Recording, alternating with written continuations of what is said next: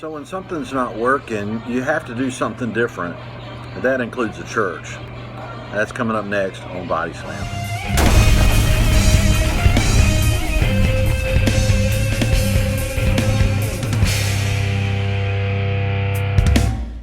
Sitting in a diner in my hometown, and I am the only person in the place.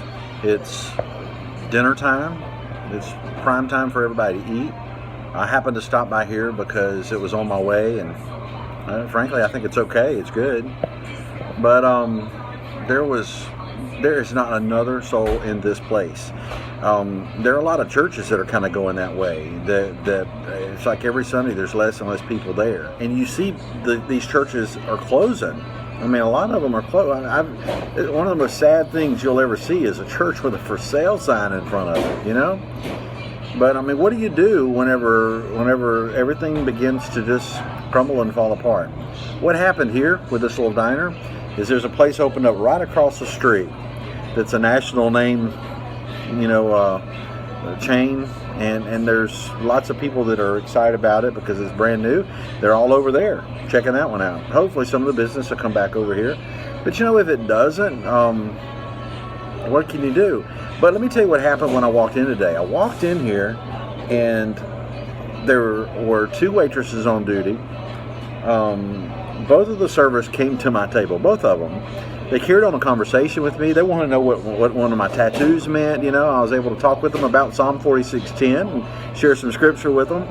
One of them told me that she went to church and told me about where she went to church. The other one told me where she was going to get a tattoo and what it was about. Both of them. Then the cook comes around and asks me personally about what I wanted about my meal, and so it's like in order to try to survive, they are being very careful to give one-on-one or three-on-one personal service. I think church would be a whole lot more beneficial to a lot of people if that's kind of what happened. If we would go to people one-on-one.